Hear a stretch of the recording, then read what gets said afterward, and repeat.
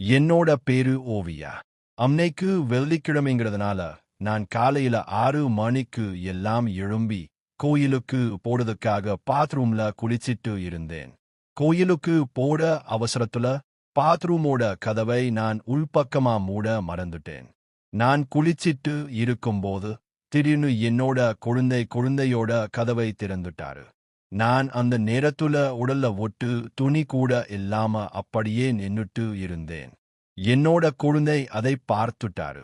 அதுக்கப்புறமா அண்ணி நான் தெரியாம திறந்துட்டேன்னு சொல்லி அவரோட ரூம்க்கு அவர் போயிட்டாரு. இந்த கதையை முழுமையா கேளுங்க, ரொம்பவே சுவாரஸ்யமா இருக்கும். இது போன்ற சுவாரஸ்யமான கதைகளை கேட்க நம்ம சேனலை மறக்காம சப்ஸ்கிரைப் பண்ணிக்கோங்க. இதுக்கப்புறமா நான் குளியலறையில இருந்து என்னோட ரூமுக்கு போயிட்டு உடைகளை மாத்திக்கிட்டு கோயிலுக்கு போனேன். நான் கோயிலுக்கு போயிட்டு வரும்போது என்னோட கணவரோட தம்பி எழுந்து குளிச்சிட்டு காலை உணவு சாப்பிடாம உட்கார்ந்திருந்தாரு. நான் வந்ததுக்கு அப்புறமா தம்பி சாப்பிட்டீங்களான்னு கேட்டேன். இல்ல அண்ணி, இன்னும் சாப்பிடலன்னு சொன்னாரு. சரி அப்படின்னு சொல்லி அவருக்கு ஏதாவது சமைச்சு கொடுக்கலாம்னு சமையலறைக்கு போயிட்டு சமைச்சுட்டு இருந்தேன். அப்போ என்ன அறியாமலேயே என்னோட சேலையோட நுனி நெருப்பு பத்திக்கிச்ச. நான் திடீர்னு ஐயோ அம்மான்னு கத்த ஆரம்பிச்சேன். என்னோட அலறல் சத்தத்தை கேட்டு கொழுந்தனார் ஓடி வந்து என்ன ஆச்சுன்னு சொல்லி திடீர்னு என்னை காப்பாற்றுறதுக்காக என்னோட சேலையை அவிழ்த்து விட்டாரு. என்ன செய்யறது? அந்த நேரத்துல யாரா இருந்தாலும் அப்படித்தான் நடந்துக்குவாங்க. நான் சேலை அவிழ்ந்ததுக்கு அப்புறமா உள்ளாடைகளோட அப்படியே நின்னுட்டு இருந்தேன். குழந்தை என் மேல இருந்து கீழ்மா பார்த்துட்டு அண்ணி உங்களுக்கு எதுவும் ஆகலைன்னு கேட்டாரு. நானும் இல்லைன்னு சொன்னேன். ஆனா அவரோட பார்வை என்னை காப்பாத்த வந்தவர் மாதிரி இல்லாம வேறொரு விதமா மாறிக்கிட்டு இருந்துச்சு. ஏன்னா அந்த நேரத்துல ஒரு பொண்ணு எப்படி இருக்க கூடாதோ அந்த நிலையில நான் நின்னுட்டு இருந்தேன்.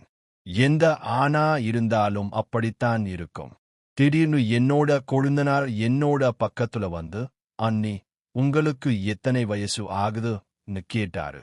நான் சொன்னேன், இப்படி இருக்கப்போ என்னோட வயசுதான் முக்கியமான்னு கேட்டேன். சொல்லுங்க அப்படின்னு ஒருவித காந்த குரல்ல கேட்டாரு. எனக்கு இப்போ 30 வயசு ஆகுதுன்னு சொன்னேன். அண்ணா இருந்து எவ்வளவு நாள் ஆச்சுன்னு கேட்டாரு. அதுக்கு நான் சொன்னேன், அண்ணா இருந்து இதோட 5 வருஷம் ஆகுதுன்னு சொன்னேன். சரின்னு சொல்லிக்கிட்டு ஒரு மதமதப்பான குரலோட அங்க இருந்து போனாரு. நான் அன்னைக்கு நைட் முழுக்க தூக்கமே வராம என்னோட கொழுந்தனார் என்னை இன்னைக்கு 2 தடவை முழுமையா பார்த்துட்டாருன்னு என்னோட மனசுக்குள்ள அந்த யோசனை ஏதேதோ செஞ்சிட்டு இருந்தது.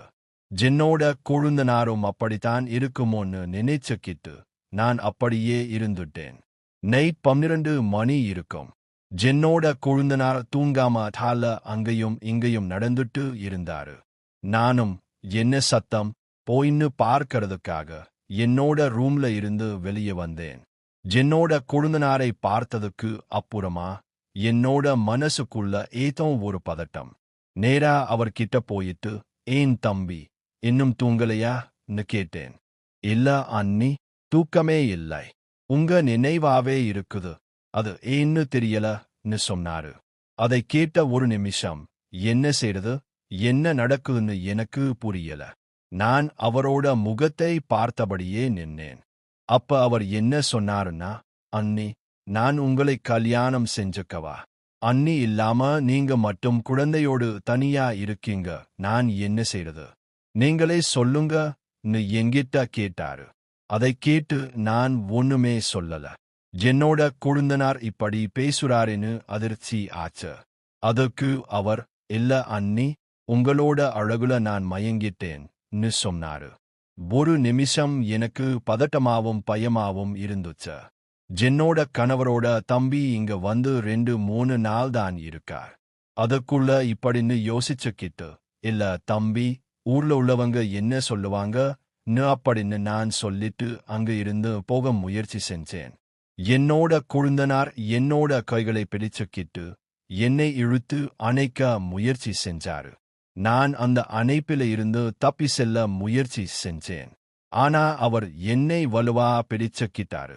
என்னோட கன்னங்கள்லையும் என்னோட உதடுகள்லையும் அவர் முத்தங்களை மாறி மாறி கொடுக்க ஆரம்பிச்சாரு. இதுக்கப்புறமா என்னை அப்படியே எங்களோட தால இருக்க சோபால தள்ளி அணைச்சுக்கிட்டு அவர் ஏதேதோ செய்ய முயற்சி செஞ்சாரு. திடீர்னு என்னோட குழந்தை அழுததுனால அவர் என்னை விட்டு சற்று நகர்ந்தாரு. நானும் அந்த சந்தர்ப்பத்தை பயன்படுத்திக்கிட்டு என்னோட ரூமுக்கு வந்து கதவை மூடிக்கிட்டேன். அதுக்கப்புறமா என்னோட குழந்தையை கட்டிப்பிடிச்சுக்கிட்டு அப்படியே தூங்கவும் ஆரம்பிச்சேன். காலையில விடிஞ்சது. என்னோட கொழுந்தனார் எழும்பி வரல. நான் அவரோட ரூமுக்கு போயிட்டு இன்னும் எழும்பலையான்னு கேட்டேன். உள்ள இருந்த அவர் சொன்னாரு, இல்ல அண்ணி, உங்க முகத்தை பார்க்கறதுக்கு எனக்கு வெட்கமா இருக்குன்னு சொன்னாரு. சரி பரவாயில்ல, வெளிய வாங்கன்னு சொல்லி நான் சமையலறைக்கு போனேன். அப்ப என்னோட கொழுந்தனார் நான் சரி பரவாயில்லைன்னு சொன்னது நான் அதை ஏத்துக்கிட்டேன்னு நினைச்சாரோ தெரியல. வெளிய வந்தவர் நேரா குளியலறைக்கு போய் குளிச்சிட்டு நல்ல மணக்க மணக்க வாசனைகளை தெளிச்சுக்கிட்டு சமையலறைக்கு வந்தாரு. சமையலறைக்கு வந்தவர் சும்மா இருக்காம என்னோட பின்னாடி வந்து என்னை கட்டி அணைச்சுக்கிட்டாரு. நான் முதல்ல வேண்டாம்னு நினைச்சாலும் அவரோட அணைப்பு என்னை ஒருவிதமான சுகத்துக்கு தள்ளுச்ச. நான் மெதுவா என்னோட மறுப்புகளை தவிர்த்து அவர் அந்த ஆசைகளுக்கு இணங்குனேன். அன்னைக்கு சனிக்கிழமைங்கிறதுனால என்னோட குழந்தை பள்ளிக்கு செல்ல தேவையில்லை. நல்லா தூங்கிட்டு இருந்தா. நாங்க 2 பேரும் அவளை தொந்தரவு செய்யாம அந்த சனிக்கிழமை பொழுது காலை வேளையிலே தனிமையில இருக்க ஆரம்பிச்சோம். என்னோட கொழுந்தனார் என் கணவனை விட நல்ல வலுவானவரா இருந்தாரு. நான் இத்தனை வருஷம் தனிமையில என்னோட காலத்தை ஓட்டினேன். இப்ப கிடைச்சிருக்க என்னோட கொழுந்தனார் என்னோட 5 வருஷ தாகத்தையும் தீர்த்துட்டாரு. என்னோட நிலத்திலேயே அவர் பயிரிடவும் ஆரம்பிச்சிட்டாரு. ஒரு சில வாரங்கள் அந்த தொடர்பு சரியாதான் போச்ச. வேற வேற அறைகளாக இருந்த எங்களோட அறைகள் இப்ப ஒரே அறையா மாறிடுச்ச. ஒரு நாள் நைட்டு என்னோட குழந்தை கேட்டா, ஏமா சித்தப்பா நம்ம கூட தூங்குறாருன்னு கேட்டா. அதுக்கு சித்தப்பாவுக்கு பேய்னா பயம், அதான் நம்மளோட தூங்குறாருன்னு சொல்லி அவளை சமாதானப்படுத்தினேன். இப்படியே போய்கிட்டு இருக்கப்போ ஒரு நாள் நைட்டு நான் தூங்கிட்டு இருக்கும்போது யாரோ சம்பந்தம் இல்லாத ஒரு நம்பர்ல இருந்து என்னோட உடலை தொடர்றது போல நான் உணர்ந்தேன். திடீர்னு விழிச்சு பார்த்தேன். அப்ப பார்த்தா என்னோட பக்கத்து வீட்டுக்காரன். அவனோட பேரு ஜீவா. ஜென்ன ஜீவா இங்க செய்றேன்னு சொல்லி நான் கத்துனேன். அப்ப அவனும், கத்தாத நீ, உன்னோட கொழுந்தனோட செய்யற எல்லா டூலியமுமே எனக்கு தெரியும். என்னோட மொபைல்ல நான் அதை ரெக்கார்ட் பண்ணி வச்சிருக்கேன். நான் இந்த கிராமத்துல உள்ள எல்லாருக்கும் அதை காட்டவா இல்ல வெப்சைட்ல அப்லோட் பண்ணவா ன்னு கேட்டான். இதை கேட்ட ஒரு நிமிஷம் நான் நிலை கொள்ளஞ்சு போயிட்டேன். என்னடா இது இப்படி நடக்குதேன்னு, இதை யார்கிட்ட சொல்லுதுன்னு நான் திகைச்சு, இப்ப உனக்கு என்ன வேணும்னு கேட்டேன். அதற்கு அவன் சொன்னா, உன்னோட கொழுந்தனுக்கு கொடுத்த அனைத்தையும் எனக்கும் நீ தரணும். இல்லன்னா நான் இந்த கிராமத்துல இருக்கிற எல்லார்கிட்டையும் போயிட்டு உன்னோட எல்லா வண்டவாள விஷயங்களையும் சொல்லிடுவேன்னு என்னை பயமுறுத்தினான். அவனோட ஆசைக்கு என்னை எங்கவும் வச்சான். அவனும் என்னை அடைஞ்சிட்டான். இப்ப நான் என்ன செய்யறதுன்னு தெரியாம யோசிச்சுக்கிட்டு இருந்தேன். கொழுந்தனார் அந்த நேரத்துல எங்க போனாருன்னு தெரியல. ஒரு 2 மணி நேரம் கழிச்சு அவர் உள்ள வந்தாரு. அப்ப நான் கொழுந்தனார் கிட்ட கேட்டேன், எங்க போனீங்கன்னு. அதுக்கு அவர் சொன்னாரு, நான் வெளியில போய் போன் பேச போனேன். என்னோட நண்பர்கள் கூட கதைச்சுக்கிட்டு இருந்தேன்னு சொன்னாரு. என்ன விஷயம்னு கேட்டேன். என்னோட ரெண்ட் எனக்கு விசா அனுப்பியிருக்கான். என்னை மலேசியாக்கு வர சொல்றான். நாங்க போயிட்டு வந்ததுக்கு அப்புறமா நாம 2 பேரும் கல்யாணம் செஞ்சுக்கலாம்னு சொன்னாரு. நான் இந்த விஷயத்தை அவர்கிட்ட சொல்லல. சரின்னு சொல்லி, நீங்க போயிட்டு வாங்க, நீங்க வந்ததுக்கு அப்புறமா நாம 2 பேரும் கல்யாணம் பண்ணிக்குவோம். ஊர்ல உள்ளவங்க என்ன சொன்னா நமக்கு என்ன அப்படின்னு சொல்லி நமக்குன்னு ஒரு வாழ்க்கையை அமைச்சுக்கிறதே முக்கியம் சொன்னேன். அவரை சமாதானப்படுத்தி நம்பிக்கைக்குரியவரா மாத்தி நான் அனுப்பி வச்சேன்.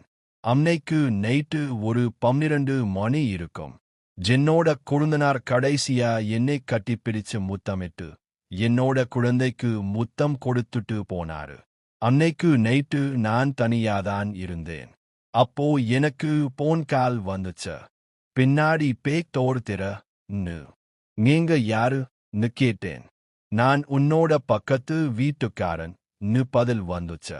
நான் மெதுவா போயிட்டு கதவை திறந்தேன். அவன் உள்ள வந்தான். அப்போ என்னோட குழந்தை நல்லா தூங்கிட்டு இருந்தா. அவன் எதுக்காக வந்தான்னு எனக்கு தெரியும். நான் அவன்கிட்ட மன்னிப்பு கேட்டேன். இந்த விஷயத்தை யாருக்கிட்டையும் சொல்லிராத. என்னோட கொழுந்தனார் என்ன கல்யாணம் செஞ்சுக்க போறாரு. நாங்க 2 பேரும் ஒன்னா சேர்ந்து வாழ போறோம். எங்களை வாழ விடு அப்படின்னு சொன்னேன். அதை கேட்ட அவன், நீ உன்னோட கொழுந்தனை கட்டிக்கோ, இல்லன்னா இந்த ஊர்ல இருக்க எவனையாவது கட்டிக்கோ. எனக்கு என்ன? எனக்கு வேண்டியதெல்லாம் உன்னோட உடல் சுகம்தான் அப்படின்னு பச்சையா என்கிட்ட சொன்னான். நான் அவனோட ஆசையை தவிர்க்கவும் முடியாம விலக்கவும் முடியாம அவனோட ஆசைக்கு இணங்குற மாதிரி ஆச்சு. அதுக்கப்புறமா அவன் தினமும் இரவு வேலைகள்ல வர ஆரம்பிச்சான். இந்த வேலை தொடர்ந்து நடந்துகிட்டே இருந்துச்சா. திடீர்னு ஒரு நாள் அவன் வந்தப்போ அப்போ நாங்க 2 பேரும் தனிமையில ஈடுபட்டிருந்தோம். பின்வாசல் வழியா இன்னும் சில பேர் வந்தாங்க. அவங்க அந்த ஊர்ல சுத்தி திரியக்கூடிய வாலிபர்கள். நான் அப்ப அவன்கிட்ட கேட்டேன், நீ யாருக்கிட்டையும் சொல்லலைன்னு சொன்னேன். இப்ப ஏன் இவங்க எல்லாம் வந்திருக்காங்க கேட்டேன். நான் ஒருவித பயத்தோட பதட்டத்தோட கவலையோட கேட்டேன். அதுக்கு அவன், சாக போட உடல்தான் எல்லாருமே அனுபவிச்சுட்டு போகணும்னு சொல்லி ஒரு 7-8 வாலிபர்கள் சேர்ந்து எல்லாருமே அன்னைக்கு நைட்டு முழுவதும் அவங்களோட ஆசைக்கு என்னை அடிபணிய வச்சாங்க. என்னால எந்த ஒரு முடிவையுமே எடுக்க முடியாம என்னோட வாழ்க்கையோட நான் திணறிக்கிட்டே இருந்தேன். அப்பதான் எனக்கு தெரிஞ்சுச்ச, நான் ஒரு ஆண் கிட்ட, அதாவது என்னோட கொழுந்தனார்கிட்ட இழந்த என்னோட தன்மானமும் சகிச்சுக்கிட்டு இருந்த அந்த ஒரு காரணமுமே என்னோட இந்த நிலைமைக்கு ஆளாக்கிருச்சுன்னு நான் நினைச்சுக்கிட்டே இருந்தேன். இப்படியே நீடிச்சா என்னோட வாழ்க்கை, என்னோட குடும்பம், பிள்ளையோட வாழ்க்கை நாசமா போயிடும் அப்படின்னு நினைச்சுக்கிட்டு நான் ஊர் மக்களுக்கு தெரியாம என்னோட வீட்டை போட்டுட்டு காலையில 5 மணிக்கு எங்களோட கிராமத்தை விட்டு டவுனுக்கு வந்துட்டேன். டவுன்ல ஒரு வீட்டை வாடகைக்கு எடுத்து அந்த நகரத்திலேயே நான் வசிக்கவும் ஆரம்பிச்சேன். 6 மாசம் கழிச்சு என்னோட கொழுந்தனார் ஊருக்கு வந்தாரு. நான் அவரை நகரத்துல வச்சு கண்டேன். நாங்க நடந்த விஷயத்தை எல்லாத்தையுமே அவர்கிட்ட சொன்னேன். உன்னாலதான் என்னோட வாழ்க்கையே இப்படி ஆயிருச்சுன்னு சொல்லி அவன்கிட்ட அழுது புலம்புனேன்.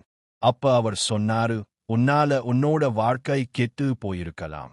அதனால உன்னோட வாழ்க்கையை நலம்பெற செய்றது என்னோட கடமைன்னு சொல்லி அவர் என்னை மனப்பூர்வமா ஏத்துக்கிட்டு என்னை கல்யாணமும் செஞ்சுக்கிட்டாரு. காலங்கள் அழகா நகர்ந்துச்ச. இப்ப என்னோட கொழுந்தனாருக்கும் எனக்கும் ஒரு குழந்தையும் உருவாயிருக்கு. எந்த பெண்ணா இருந்தாலும் ஒரு முறை நாம இடம் கொடுத்தா நம்முடைய வாழ்க்கை நம்முடைய கட்டுப்பாட்டுல இருக்காது. எனவே எந்த முடிவுகளையும் பின்விளைவுகளை எண்ணாமல் முடிவெடுக்க கூடாது. அப்படிங்கிறதே இந்த கதை மூலமா நான் உங்களுக்கு சொல்ல வர விஷயமா இருக்கு. இந்த கதையை பத்தின உங்களுடைய கருத்துக்களை கீழே இருக்கிற கமெண்ட் செக்ஷன்ல ஷேர் பண்ணுங்க. அடுத்த இன்னொரு பதிவுல சந்திக்கலாம்.